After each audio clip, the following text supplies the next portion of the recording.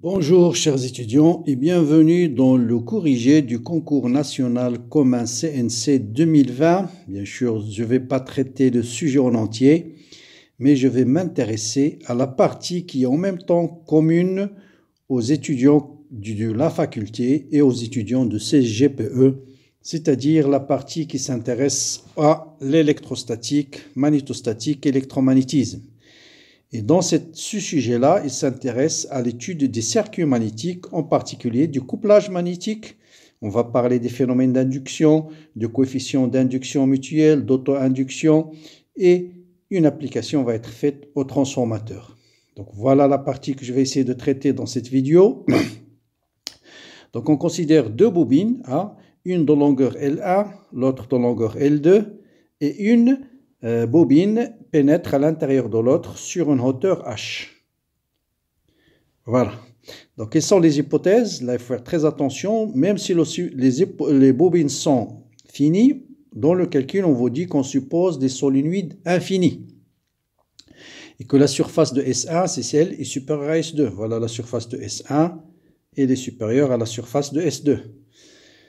De rayon R1, R2, vous avez N1 le nombre de spires dans le circuit 1, N2 le nombre de spires dans le circuit 2, et le solénoïde C2, voilà, le solénoïde C2, il pénètre sur une distance H à l'intérieur de C1. On note L1 et L2 les inductances, ne pas confondre longueur et inductance, respectives des deux solénoïdes. Question, déterminer le champ magnétique B1 à l'intérieur du solénoïde C1 en exploitant les symétries des invariances et le théorème d'Ampère. La même chose pour la bobine C2. Bien sûr, on vous demande ici juste le champ créé par le courant I2. Et pour le calcul, on vous aide encore plus. On vous dit qu'on suppose le champ est nul à l'extérieur de chacune des solénoïdes.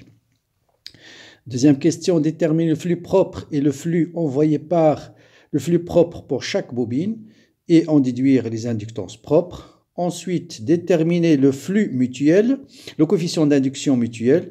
Bien sûr, il faut calculer le flux envoyé par un à travers l'autre et discuter l'influence du paramètre H sur la valeur de M. Question 4. Montrer que l'on a nécessairement M est inférieur ou égal à racine carrée de L1 et L2. Et on peut avoir une égalité, mais dans quel cas? Il faut expliquer. Ensuite, on vous dit le résultat précédent et général pour deux circuits quelconques parcourus par I1 et I2 en influence magnétique et dans l'énergie magnétique. Ça, c'est l'expression de l'énergie magnétique de deux circuits. L1 et L2 sont les inductances propres et M, le coefficient d'induction mutuelle. On pose X égale à I1 et I2, montré par l'étude du polynôme l'énergie magnétique sur I2 au carré, qu'on va retrouver aussi la même condition qu'on a déjà trouvée dans la question 4.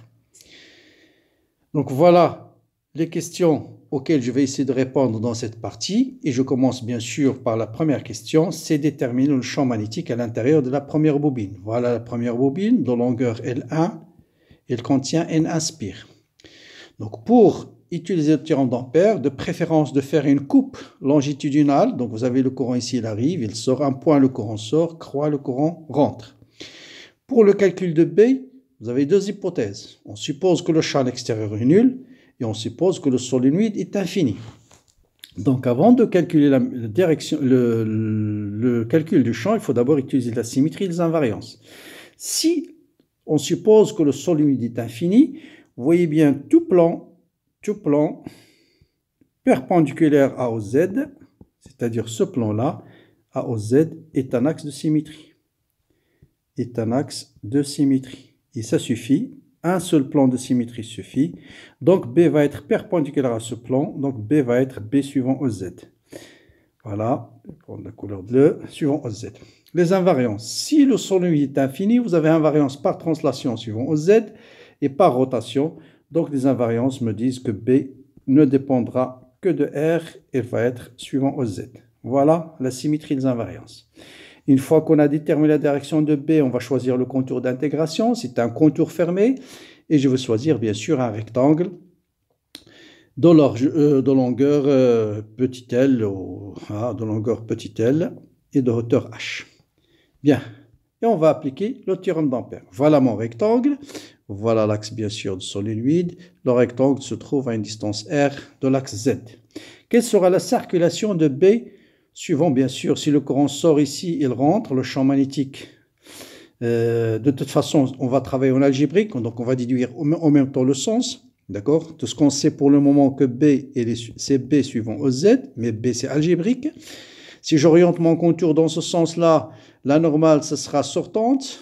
Donc les courants ici seront comptés positivement. Donc la circulation va être la circulation suivant AB, qui est égale à B fois L, plus ici la circulation suivant BC, c'est 0, parce que B est perpendiculaire à D de L. Ici, B est perpendiculaire à D de L. À l'extérieur, on vous dit par hypothèse B égale à 0. Donc, la circulation se réduit à B fois L. Quelle est la somme du courant? Sommation du courant, on la sait par le contour gamma, on va les déterminer. Donc, qu'est-ce qu'on nous dit? On nous dit dans la longueur N nombre, N inspire dans la longueur L1 du solénoïde. Donc, dans une longueur petit l, il y a X spires. Donc, le nombre de spires, c'est N1. X est égal à N1 fois L. Donc, fois L, ici, je l'ai noté L, donc je le note grand L. N1 fois L sur N1 fois L sur L1. Voilà, donc, chaque spire est parcouru par un courant I. Donc, la sommation du courant, on la sépare de ce contour gamma, c'est N1 fois L sur L1 fois I. Donc, j'applique maintenant mon théorème d'Ampère. B1 fois L est égal à mu0 N1 fois L fois I sur L1. En simplifiant par L, on retrouve que B est égal à mu0. Je vais mettre N1 fois I1, bien sûr, I1 ici partout, I1. Ici, j'ajoute le vecteur B, ça sera suivant Z, avec bien sûr mon petit N1, c'est N1 sur L1, nombre de spires par unité de longueur.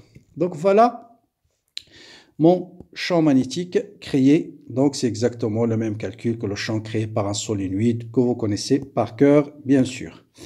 Bien, maintenant, bon, pour B2, on ne va pas refaire la démonstration, bien sûr. Pour B2, ça sera exactement la même chose. Donc ça c'est B1. Pour B2, ça sera aussi mu0 N2 fois I2 suivant OZ. Avec bien sûr N2, c'est N2 sur L2. Donc même démonstration. Ça c'est pour les calculs du champ magnétique. Question 2, on nous demande de déterminer le flux propre. Donc c'est-à-dire le flux propre, le flux envoyé par le circuit, la bobine N1, la bobine de longueur L1 à travers elle-même. C'est ce qu'on appelle le flux propre. Donc je vais calculer le flux de B1 à travers toutes les surfaces de N inspire de ce solénoïde. Bien, je vais calculer d'abord le flux à travers une seule spire. Donc ça, c'est le flux à travers une spire. Par définition, c'est l'intégrale de B1 scalaire D2S1. Voilà une spire, voilà D2S1, voilà B1. Puisque B1 est constant, ça me donne tout de suite B1 fois S1. Donc le flux total phi 1,1, ce sera N1 fois phi. J'ai N1 spire, donc ce sera N1 fois phi. Donc ce sera N1 fois B1 fois S1. Je remplace B1 par sa valeur, N1 fois S1, et ce sera mu0 N1 fois I1. Voilà, donc qui est égal à L1 fois I1. L1, c'est l'inductance propre, coefficient d'induction, l'inductance propre du solénoïde L1. Donc L1, ça sera tout simplement mu0 N1 fois N1. Ne pas confondre N1, bien sûr, je rappelle N1, c'est grand N1 sur L1. Donc mu0 N1 fois N1, que j'oublie, pas de terme, mu0 N1 fois S1. Donc voilà. Oui, si je remplace B par sa valeur, mu0 N1, voilà, c'est ça. Mu0 S1, N1 fois N1, très bien. Voilà le L1.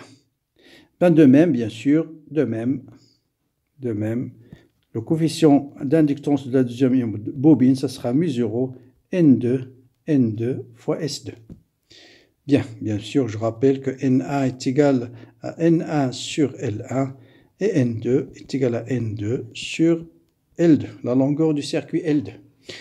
Bien, Ça, c'est pour l'inductance propre. Donc, je calcule le flux envoyé par le circuit à travers lui-même. Bien, maintenant, on veut calculer le flux, le coefficient d'induction mutuelle. D'abord, vous savez, d'après le théorème de Maxwell, que le coefficient d'induction mutuelle, qu'on appelle M, est égal à M12, est égal à M21, est égal à M. C'est-à-dire, pour calculer M, soit je calcule le flux envoyé par C2 à travers C1, ou le flux envoyé par C1 à travers C2. Il faut faire celui le plus simple. Ici, le plus simple, je vais essayer de calculer le flux envoyé par le circuit 2, celui-là, à travers la surface du deuxième circuit. Donc ça sera l'intégrale, c'est le circuit 2 qui va créer le champ magnétique, et je veux calculer à travers la surface S de circuit C1. Bien. Donc là, bien sûr, le flux va intervenir uniquement pour les nombres de spires qui se trouvent sur cette surface-là, parce que B2, je vais calculer à travers la surface du circuit C2, mais B2 va traverser uniquement ce nombre de spires qui se trouvent sur la distance H, que je vais calculer tout de suite. J'ai N1 spires, c'est le nombre de spires sur une longueur L1. Donc sur la hauteur, sur la largeur H, vous avez X spires, donc X est égal à N1, X est égal à H fois N1 sur L1. Voilà le nombre de spires. Donc, ce flux-là va être égal à B2 fois le nombre de spires qui est H fois N1 sur L1 multiplié par la surface. Et là, il faut faire attention. Le flux créé par ce circuit 2, il est nul à l'extérieur. Donc, le calcul de flux à travers cette spire, par exemple, va se réduire au calcul de flux à travers cette spire-là. Parce que le champ créé par C2, il est nul à l'extérieur. Donc, ça ne va pas être S1, mais ça sera S2. C'est là où il faut faire attention. D'accord? Et que je peux écrire est égal à quoi? Donc, est égal, je vais remplacer B2 par sa valeur, mesurant N2 fois I2, je vais mettre I2 ici, H fois N1 fois S2. Donc voilà, donc ce sera M fois I2. Donc le coefficient d'induction mutuelle, ce sera mu0 N1 N2 H N1 N2 H fois S2. Voilà le coefficient d'induction mutuelle. Je répète là où il faut faire très attention. Vous voulez calculer le flux envoyé par B2. B2 n'existe qu'à l'intérieur de solénoïde S2 à travers le circuit C1, à travers toute cette surface, toutes ces spires-là. Or, on sait que le champ créé par cette solénoïde est nul à l'extérieur. Donc, le flux va se réduire uniquement à cette partie-là du circuit C2. Voilà. Bien sûr, vous pouvez retrouver exactement le même résultat en faisant l'inverse, c'est-à-dire en calculant cette fois-ci le flux envoyé par 1 à travers le circuit C2. D'accord? Et ce sera la même chose, ce sera B1 fois le nombre de spires qui se trouve ici, qui est égal à H fois N2, et fois toujours S2. Donc le flux envoyé par B1 à travers S2, je vais calculer le flux à travers cette spire, ensuite à travers cette spire, je calcule le nombre de spires sur la hauteur H, qui est H fois N2, et fois S2. Et ça, je remplace B1 par sa valeur, mesurant N1 fois I1, fois H, fois N2, fois S2, et je retrouve exactement la même expression, M est égal à mesurant N1, N2, H, fois S2. Bien. Bien sûr, vous voyez que plus H augmente, plus le coefficient d'induction mutuelle va augmenter, parce que plus la hauteur augmente, plus vous allez avoir un fort couplage entre les deux bobines. Question 4. On me dit de montrer que le coefficient d'induction mutuelle est toujours inférieur ou égal à racine carrée de L1 fois L2. Par deux méthodes. Bon, la première méthode, je vais juste remplacer M pour montrer que M est inférieur ou égal à racine carrée. Je dois montrer que M sur racine carrée de L1 et L2 est inférieur ou égal à 1. C'est la même chose. Donc, je vais faire le rapport. M sur racine carrée de L1, L2. Bon, j'ai toute l'expression. Je remplace M par sa valeur. C'est H fois S2 sur L1, bien sûr, c'est Dans L1, vous allez, si remplacer, vous allez trouver tout simplement racine carrée de h carré sur L1 fois L2 fois S1. Hein, vous voyez ici, vous allez avoir mesure N1, N2 fois H fois S2. Pour L, vous avez mesure N1 fois N1 fois S1. Bon, en remplaçant, vous allez trouver tout simplement cette expression-là. Or, vous savez que ici, H, il est plus petit que L1, il est plus petit que L2. Hein, donc, H, il est plus petit que deux autres. Donc, H carré est inférieur strictement à L1 fois L2. Et, bien sûr, G, ici, c'est S1. G aussi, S2, il est plus petit que S1. Voilà la surface de S2, voilà la surface de S1. Donc le rapport H carré fois S2 sur L1 fois L2 fois S1, il est plus petit que 1. Et donc je retrouve ma démonstration. Donc vous voyez, il suffit de remplacer, pas compliqué. Très bien. Question, donc voilà. Donc dans quel cas je peux avoir M est égal, bon, il suffit d'avoir tout simplement un couplage fort entre les deux bobines. Donc, il suffit d'avoir une bobine à l'intérieur de l'autre, va avoir la même surface, c'est-à-dire le flux envoyé par C1 à travers C2 doit être le même que le flux envoyé par C2 à travers C1. Autrement dit, il faut prendre H est égal à L1 est égal à L2, il faut prendre S1 égal à S2. Si vous prenez H est égal à L1 plus L2, S1 égal à S2, ce terme va être égal à 1. Et dans ce cas, je vais avoir M est égal à racine carrée de L1 fois L2. Voilà. Dernière question, c'est montrer que M par étude de l'énergie magnétique. Or, vous savez on vous le donne, on vous dit que l'énergie magnétique de deux circuits qui sont liés par un coefficient de couplage M, c'est l'énergie magnétique du circuit 1 qui est égal à 1 demi. Donc ça c'est donné, c'est 1 demi L1 fois I1 au carré, plus l'énergie magnétique du circuit 2, 1 demi L2 fois I2 au carré, plus, bon, on peut montrer que l'énergie magnétique, en fait, s'écrit de cette manière, plus M fois I1 fois I2. Maintenant, vous savez que l'énergie magnétique, on peut le calculer d'une autre manière, c'est l'intégrale de B1 plus le champ magnétique total, B1 plus B2 au carré sur 2 mu0 fois un élément de volume d d'auto. Or, l'intégrale de B1 plus B2 au carré, ça c'est positif, donc cette énergie va être automatiquement supérieure ou égale à 0. Donc, l'énergie magnétique, pour faire apparaître énergie magnétique, je vais calculer l'énergie magnétique en fait sur I2 au carré, va être égal à quoi? Je vais être égal à 1 demi L1 fois I1 sur I2 au carré, plus M fois I1 sur I2, plus 1 demi L2. Et ça doit être supérieur ou égal à 0. Parce que l'énergie magnétique est supérieure ou égale à 0. Je dérive par un nombre positif, ça va être supérieur ou égal à 0. Donc si je pose x est égal à I1 sur I2, ça implique 1 demi L1 fois x carré, plus M fois x, plus 1 demi L2 est supérieur ou égal à 0. Vous avez un polynôme d'ordre 2 est supérieur à 0.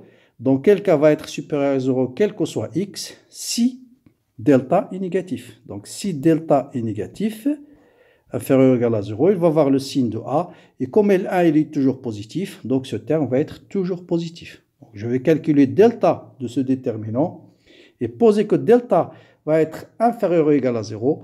Et dans ce cas-là, le polynôme va avoir le signe de A. Et le signe de A, il est positif, donc il va être toujours positif. Donc, on va calculer delta. Delta, c'est B carré, c'est M sur 2 au carré, moins 4A fois C, moins 4 fois L1 fois L2 sur 4. Ça doit être supérieur. Delta, pardon, doit être négatif. Qu'est-ce que j'ai dit, delta? Non, delta, bien sûr, delta doit être négatif ici. Si delta est négatif, le polynôme possède le signe de A. Hein? Si delta est négatif. Bon, des petites erreurs comme ça peut arriver. J'écris l'inverse de ce que je pense. Hein. Donc, vous avez un polynôme de deuxième degré, une équation de deuxième degré. Non, pardon, c'est pas ici. Qu'est-ce que je raconte? Ça c'est positif. C'est delta qui va être... Bon, c'est déjà fait, d'accord. Donc, ça, c'est supérieur ou égal à 0. Un polynôme est positif dans le cas où delta est négatif. A est positif parce que si delta est négatif, le polynôme possède le signe de A. Donc, c'est bon. Ce que j'ai écrit est correct. Donc, delta négatif, ça signifie, je simplifie par 4, et vous voyez bien que m au carré est inférieur ou égal à 4 fois L1 fois L2, ça veut dire m est inférieur ou égal à 2 à racine, non, il n'y aura pas de 4 ici. Qu'est-ce que j'ai dit? Bon, 4...